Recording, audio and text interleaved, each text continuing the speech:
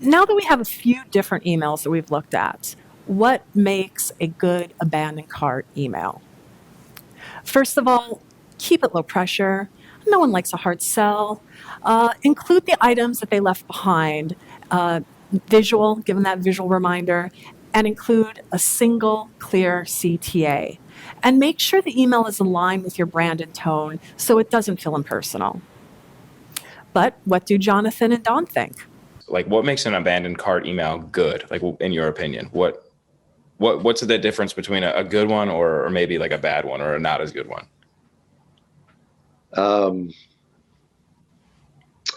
From my perspective or from the customer's perspective? Either, both, wherever you want to take it. Well, from my perspective, one that works. Okay. One that converts. One that speaks to my customers. And that's calling it why I used the air quotes earlier of the industry standards. There's the industry standards, but then you need to customize those standards for your own company. Right. Does 2 days work? Does 3 days work? Does one email work? Does 2 emails work? Does 5 emails work? Does silly emails work? Does professional emails work? What works best for your customers? You're not going to know that till you test or till you tweak. Of course, you got to start somewhere, and you start with those industry standards. Sure.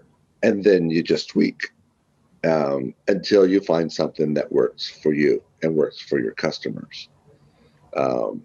And then I guess to use that same answer from a customer's perspective is what works for me as a customer is what speaks to me. Right. Know your audience. Know your audience. Yeah. And that tweaking and that testing is what allows me to do it. Yeah. Know your customer. It will make the email work from the perspective of the e-commerce business owner as well as the customer. You have to know your audience. How do they talk? What do they want to know? Writing for your audience in particular is the best bet for creating an abandoned cart email that works, or really writing any email that works. But let's hear what Dawn had to say about the same topic. So if we're shifting gears again, back to the abandoned cart automation, with the 3 emails that you have, what, in your opinion, makes a good abandoned cart email? I think kind of what I was mentioning before, not bothering someone forever. Right. People always appreciate a deal. So that's going to be kind of part of it. The second one that we send out has a coupon code.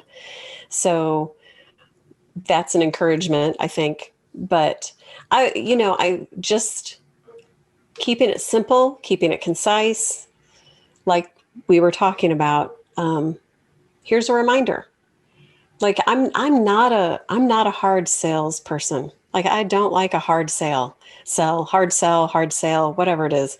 I don't like it. I tell stories. I talk about my product. I talk about changing lives. And if that's not what you want to be a part of, I'm fine with that. I'm not going to say, oh, but you have to buy this. And I'm not going to pound you over the head 100 times. Right. I'm going to say, hey, you may have forgotten. You thought we were cool at one moment, come on back and check us out. But I think the 3 works well. The fact that I've got a decent open rate on all 3, like the lowest open rate is 20%. I don't think I'm irritating people. I don't think I'm bothering people. I think I'm just getting in front of them again and saying, hey, what do you think?